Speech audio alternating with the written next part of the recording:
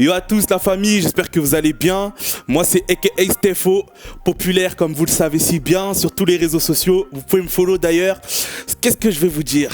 Alors concrètement, j'ai un concours là, on m'a nominé, on m'a dit ouais, faut que tu fasses la plus belle photo qui soit parce que la personne, le rappeur qui fait la meilleure photo gagne la pochette de son album gratuite. Alors du coup vous me connaissez, moi jamais je me défile, ok? Je suis basketteur, je suis rappeur et je vais répondre au défi. Pour cela, il y a ma soeur là, ça dit quoi? Oh, toujours sur la tablette, toujours sur la tablette. Tiens mon téléphone, je vais te demander de me prendre en photo tout simplement. Je vais faire plusieurs poses, ok?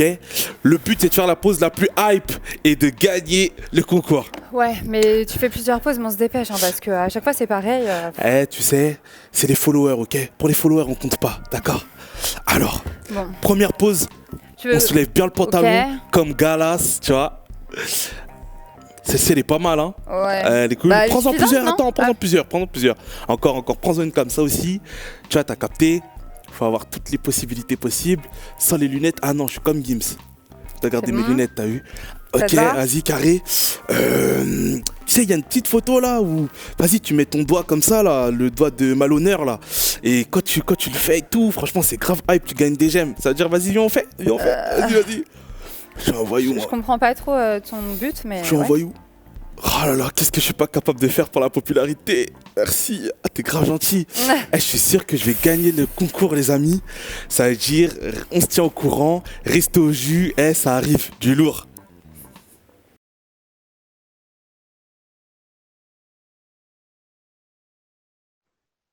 Du coup, comme je le disais, voilà, le thème de la popularité, on va essayer d'en parler un petit peu aujourd'hui.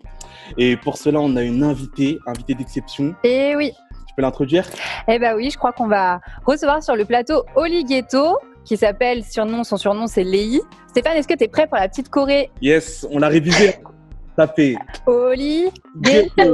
Oli Ghetto. Yeah. Okay. Carrément, vous avez une choré. Merci. Tu vas bien? Oui, ça va et vous? Ouais, ça va. Franchement, ça va. Cool. Du coup, comme tu le sais, on va débattre un peu, discuter autour de la popularité aujourd'hui. Et c'est là que tu nous as concocté une vidéo. C'est vraiment génialissime. Vidéo qui va passer tout de suite. Ne quittez pas, restez avec nous juste après. On va continuer d'en parler avec Leïla. À tout de suite. Je m'appelle Leïla, j'ai 22 ans, je fais des vidéos sur YouTube et je suis étudiante en communication. Ce qui me passionne, c'est vraiment la création dans son ensemble. En ce moment, c'est vraiment beaucoup la vidéo et je pense que je vais en faire mon métier. J'aime aussi la mode, la couture, le design, vraiment tout ce qui est création, je kiffe. Alors, Oli Ghetto, en fait, j'ai toujours aimé l'univers de YouTube, mais je me suis jamais dit que j'allais me créer une chaîne ou faire des vidéos ou quoi. Et un jour, littéralement, ça me paraît bizarre, mais ça s'est vraiment passé comme ça. Je me réveille et j'ai eu cette idée dans ma tête. Leïla, tu dois faire une chaîne YouTube. Et je me suis dit, ah c'est vrai, bizarre, ok et tout. Donc je vais me préparer et tout, je crois que j'allais en cours. Et je vois que cette idée persiste vraiment dans ma tête. Du coup je commence à dire à Dieu, mais Seigneur, c'est comment? Pourquoi j'ai cette idée dans ma tête? Genre c'est trop bizarre. Et il m'a expliqué vraiment par A plus B que c'était la plateforme qu'il me fallait. En fait il fallait que je fasse ça par rapport à ce que je veux faire plus tard dans ma vie, ce pourquoi il m'a appelé et tout. Et depuis, c'est trop bien. C'est trop bien. C'est vraiment genre le plan de Dieu et tout et je kiffe. Alors ma chaîne YouTube, je partage en gros tout ce que j'aime. Donc ça peut être, comme je disais tout à l'heure, des vidéos de couture, des vidéos où je partage ma foi, des vidéos où je parle de sujets qui m'intéressent. Franchement c'est vraiment tout ce que j'ai à cœur de faire, tout ce qui me passe par la tête. Et ça me permet également de faire des jolis montages parce que je kiffe ça. Donc voilà, je dirais que c'est une chaîne lifestyle. Et la vision vraiment de ma chaîne, c'est d'apporter une valeur ajoutée. Genre je veux que quand les gens regardent mes vidéos, ils repartent avec quelque chose. Voilà, que ce soit pas que du divertissement. C'est vrai que ça peut paraître être deux choses totalement différentes et pas liées du tout, mais moi justement je les allie. Et ce que je fais c'est que je partage ma personne en fait sur les réseaux sociaux et en moi bien évidemment il y a le Seigneur.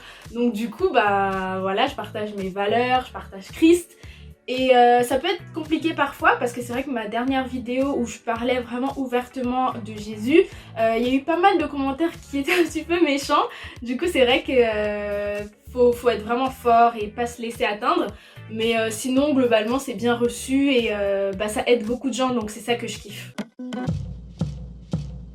Ah ouais, vous faites des DM bizarres hein. Franchement, je peux pas ne pas parler de Dieu, ce serait impensable pour moi. Je comprends les gens qui ne le font pas, mais moi je veux vraiment pas être dans ce compromis-là juste parce que il y aura des méchants commentaires et tout. Franchement, je suis pas sur cette terre pour juste passer comme ça. Je suis vraiment là pour partager ce que Dieu m'a donné. Si j'ai une relation avec Dieu, si Dieu me donne tout son amour, toute sa paix, je peux pas le garder juste pour moi. Donc dans ma tête, le fait d'avoir des réseaux sociaux, une chaîne YouTube et tout, sans partager ce qui m'anime au quotidien, c'est impensable. Donc clairement un cas et parler de Jésus. Le mot de la fin, vraiment vivez de votre passion. Genre moi quand j'ai compris qu'il fallait que je fasse une chaîne YouTube, je l'ai faite directement et c'est trop bien. Donc je vous encourage vraiment à ça. Et voilà, j'espère que vous irez voir mes vidéos et que vous allez aimer. Bisous.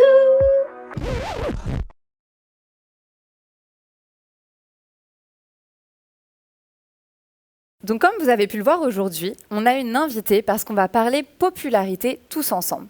Et pour ça, je voudrais vous parler de quelque chose de précis. Déjà, je vais commencer en vous racontant un petit témoignage. J'ai un compte Instagram et puis en fait ce compte Instagram, je l'ai créé tout simplement pour encourager les gens. Et ce compte Instagram-là, ça vient du fait qu'à travers mon travail, à travers mes études et aussi à travers tout ce que je vis au quotidien, j'apprends plein de choses. Dieu me montre plein de choses à savoir principalement sur tout ce qui est prendre soin de soi, prendre soin de son cœur, etc. Et moi, ça m'a vraiment parlé l'idée de pouvoir créer un compte Instagram pour encourager les gens parce que je me disais que tout ce que j'apprenais, je ne pouvais pas le garder pour moi et que c'était important que les autres puissent s'en saisir aussi. Bref, donc j'ai créé un compte Instagram et puis dans les débuts, en fait, je me suis rendu compte que ça marchait pas trop. J'avais l'impression en tout cas que ça me satisfaisait pas. Par exemple, je publiais quelque chose, j'avais pas assez de j'aime à mes yeux, ou quand j'essayais de faire des stories, que je posais des questions, j'avais pas assez de réponses. Et du coup, au bout d'un moment, je me suis vraiment posé une question, je me suis dit, mais pourquoi finalement ça me chagrine tant de pas atteindre, entre guillemets, mes objectifs ? Et en fait, je me suis rendu compte, au tout départ, j'avais créé ce compte Instagram avec peut-être une mauvaise intention, qui était de faire le buzz, vous voyez ? Je pense que ça nous a un peu tous arrivé d'être amenés à faire quelque chose pour essayer juste d'attirer le regard des autres. Et donc, le jour où j'ai compris ça, j'ai essayé juste de me satisfaire des quelques likes, en me disant que si ça pouvait toucher les enfants de Dieu, et seulement peut-être 2 personnes, 3 personnes, c'était suffisant. Et en fait, cette histoire qui date d'aujourd'hui m'a rappelé un peu le passé, mais bien plus lointain. À mon époque, on avait des skyblogs. Un peu l'équivalent, c'était des blogs, quoi. Mais aujourd'hui, peut-être que dans les réseaux sociaux, vous connaissez principalement Instagram, TikTok, etc. Mais je pense qu'il se passe les mêmes choses. C'est-à-dire que sur Skyblog, en fonction du nombre d'amis qu'on avait, en fonction de comment marchait, est-ce qu'on faisait le buzz ou pas avec nos articles, avec nos photos, nos commentaires, en fait, ça définissait presque notre valeur. C'est-à-dire, plus on avait des likes ou des publications qui faisaient le buzz sur notre Skyblog, plus, par exemple au collège, on était bien vus. Et je pense que ça, c'est quelque chose qu'on vit tous encore aujourd'hui. Donc, ça m'a amené à me poser une question. Et cette question, je l'ai trouvée aussi dans la Bible, parce que Paul lui-même l'a posée dans sa lettre aux Galates. Il dit dans Galates 1,10 « Qu'en pensez-vous maintenant ? Est-ce la faveur des hommes que je recherche ou celle de Dieu ? Mon désir est-il de plaire aux hommes ? Si je cherchais encore à plaire aux hommes, je ne serais pas serviteur de Christ. » Donc là, le mot « faveur », il m'a interpellée. Je suis allée regarder ce qu'il voulait dire littéralement. Et ce qui veut dire, c'est lutter pour plaire à quelqu'un, chercher à se faire un ami. Donc j'ai reformulé la question. Est-ce que c'est le fait de chercher à être ami avec les hommes ou est-ce qu'on est plus en train de faire tout ça pour chercher à être l'ami de Dieu ? Bon, moi je pense que c'est une question, peut-être on a tous une réponse, mais c'est bien d'aller voir dans la Bible ce que lui-même Paul dit à propos de ça dans une autre de ses lettres. Alors, Dans 1 Thessaloniciens 2,4, lui, il dit « Mais puisque Dieu nous a jugés dignes de nous confier l'Évangile, nous parlons non dans l'idée de plaire à des hommes, mais pour plaire à Dieu qui éprouve notre cœur. » Donc, le fait que Dieu éprouve notre cœur, ça, on l'avait vu il y a quelques temps, ça veut dire qu'il examine notre cœur, qu'il nous connaît parfaitement, même ce qu'on croit caché. Mais du coup, là, ce que je veux vraiment dire par rapport à ce verset, c'est qu'il est quand même écrit que c'est plus important de plaire à Dieu que de chercher à plaire aux hommes. En fait, c'est simple. Dieu, il nous fait confiance, mais il sait tout ce qui nous traverse. Si par exemple demain tu décides d'aller sécher les cours pour paraître gang aux yeux de tes potes, ou si tu prends une photo Instagram mais que tu la retouches avec plein de filtres pour vraiment faire le buzz, en fait tout ça, ton intention cachée, Dieu, il le saura. C'est-à-dire que si tu cherches à t'attirer les fleurs de tes potes plus que les fleurs de Dieu, bah en fait il le saura. Et je voudrais t'amener à réfléchir à quelque chose. Peut-être que tu n'as jamais pensé, mais le jour où tu partiras au ciel rejoindre ton Papa Céleste, si, admettons, tu es milliardaire, eh ben, il est clair que tu ne partiras pas avec ton argent au ciel. Donc, c'est un peu la même chose avec les likes, par exemple. Si tu as 10 000 likes sur chacune de tes photos, eh ben, le jour où tu rejoindras ton Papa Céleste, tu ne partiras pas avec ces likes-là. Peut-être que tu crois qu'aujourd'hui, ils définissent ta valeur, mais ce n'est pas vrai, parce qu'ils ne définiront pas ta valeur au ciel. En fait, ce qui définit ta valeur, c'est Dieu. Et en ça, je veux te ramener à, encore une fois, Paul, qui nous donne une indication dans 1 Corinthiens 7, 23. Il nous dit « Vous avez été rachetés à un grand prix, ne devenez pas esclaves des hommes. » On parle de grand prix, donc on parle de notre valeur.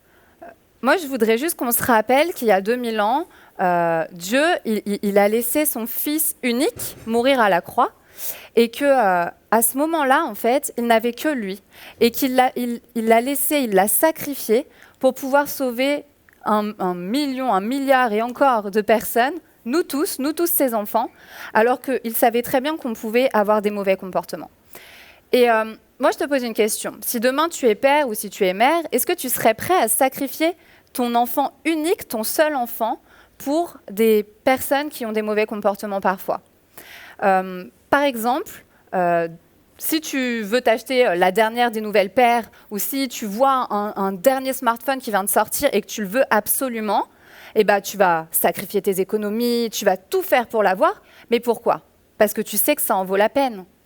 Et ben, Dieu, c'est pareil. Il a sacrifié tout ce qu'il avait pour nous. Il a sacrifié son Fils unique parce qu'il savait que ça en valait la peine.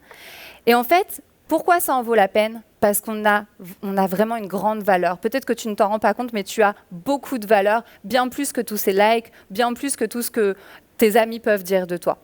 Et donc, vraiment, juste si tu dois retenir une chose, réfléchis et prends le temps de te dire que le plus important, c'est non pas de rechercher les likes de tes potes, les likes des hommes, mais de rechercher les likes de Dieu.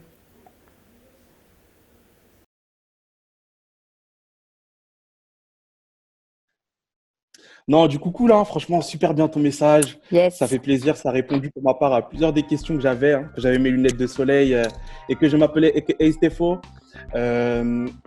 En plus de cela, on a la possibilité, là, tout de suite, on a Léi qui est toujours avec nous, avec qui on va pouvoir échanger encore, approfondir un peu plus de cette notion de popularité. Léi, tu es toujours là? Ouais, je suis toujours là. Yeah. Yes. Elle a quelques questions à te poser. Ouais, on va te poser des questions. Déjà, on a eu pas mal de réponses à travers ta petite vidéo et merci beaucoup, elle était top. Super bien. Ah, merci. Et du coup, forcément, vu que tu es un petit peu, on va dire, influenceuse sur les réseaux sociaux, on voulait quand même te poser des questions pour savoir comment tu gères tout ça. Donc, notre première question, c'est selon toi, qu'est-ce qui fait que tu es si populaire sur les réseaux sociaux ? Ouais. D'après ce que j'entends, d'après ce que les gens me disent, c'est pour ma personnalité, ma simplicité. Après, je pense qu'il y a aussi le côté créatif qui joue beaucoup, que ce soit juste sur Instagram dans les stories ou alors même dans les vidéos. J'essaye de faire des montages, comme je l'ai dit dans la petite vidéo, j'essaie de faire des montages créatifs et tout. Et je pense que les gens kiffent ça. Et aussi mon sourire. Ouais. D'ailleurs, côté créatif qu'on voit bien avec ton petit mur juste derrière ta... Oui. Yeah.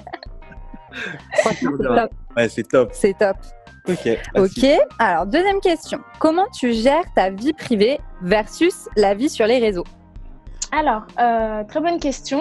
avant, c'est vrai que c'était un peu plus compliqué parce que avant, j'avais pas toutes ces personnes qui me suivaient. Du coup, j'avais l'habitude de partager toute ma vie à juste mes amis. Et plus le nombre de followers augmentait, plus il fallait que je fasse attention. Là, maintenant, j'ai beaucoup plus de personnes qui me suivent et je dois surtout réfléchir avant de poster, que ce soit même des stories qui durent 24 heures ou ce que je vais dire dans mes vidéos YouTube, etc. Et ça va, je gère assez bien, mais c'est vrai qu'au début, c'était un peu plus compliqué. Ouais, c'est ça, hein, franchement. Plus la côte, disons, monte en nombre, plus c'est vrai que la limite, elle est super fine entre vie privée, vie publique. Ouais, voilà. Et ouais, c'est pas facile à gérer. Faut arriver à trouver un équilibre. Ouais, de ouf. Ah, c'est top, c'est bien. Ok, suite.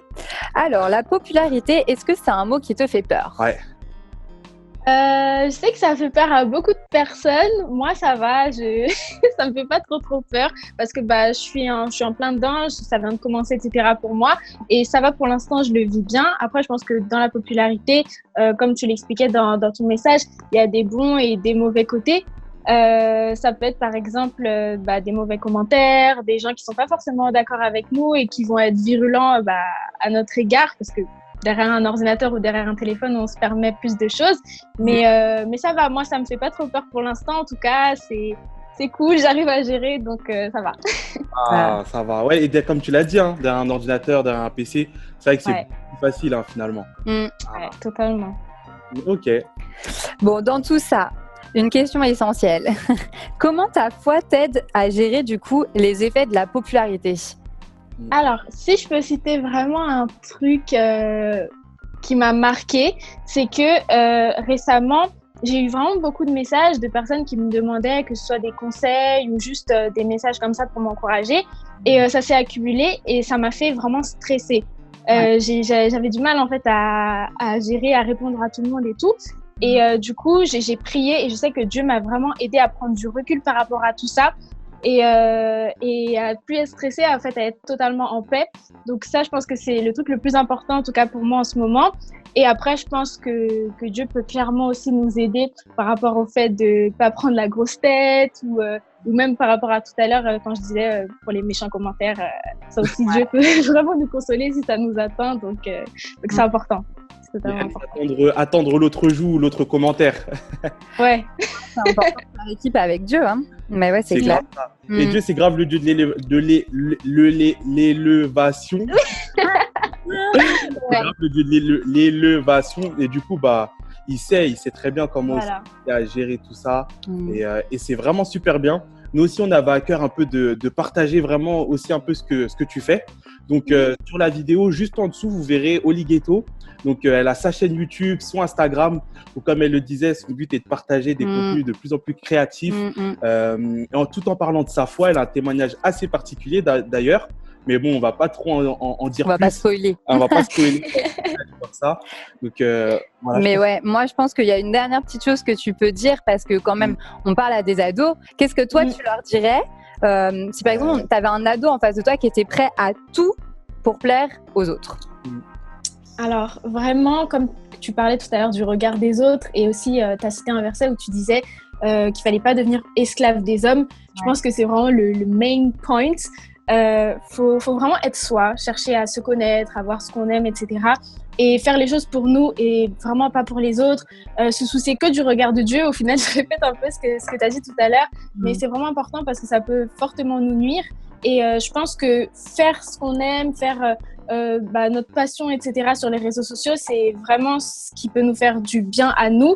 Et au final, il y aura toujours des gens pour apprécier notre personne. Donc, on ne doit pas en fait s'inventer une personnalité ou s'inventer un personnage pour les autres. C'est inutile et de toute façon, voilà, on le dit, donc c'est rien de nouveau. Ok, c'est bon. ça, be yourself et après, ceux qui suivent et... voilà. C'est ça. Ouais, je pense que là, nos ados, ils ont de quoi faire pour bien cogiter tout ça et prendre soin du regard qu'ils portent sur les autres, mais aussi de prendre soin de eux-mêmes par rapport au regard de Dieu sur eux. Yes, c'est ça. Merci Léi, merci pour ce petit échange. Vraiment, merci Léi pour ta présence sur notre émission aujourd'hui. Ça nous a fait très plaisir de t'avoir comme invitée. Merci à vous de m'avoir invitée, ça m'a fait plaisir aussi, c'était trop bien. Super. Je pense vraiment que les ados, ils vont retenir plein de belles choses de ce que tu nous as dit, des petits secrets que tu nous as partagés. C'est vraiment top. Ouais. Vraiment, merci encore. On te dit à très bientôt du coup. À bientôt. Salut! Et merci du coup à vous les ados de nous avoir suivis une fois de plus cette semaine. Prenez bien soin de tout ce que vous avez entendu et appris aujourd'hui et on vous dit à la semaine prochaine. À la semaine prochaine. Prenez soin de vous. Salut.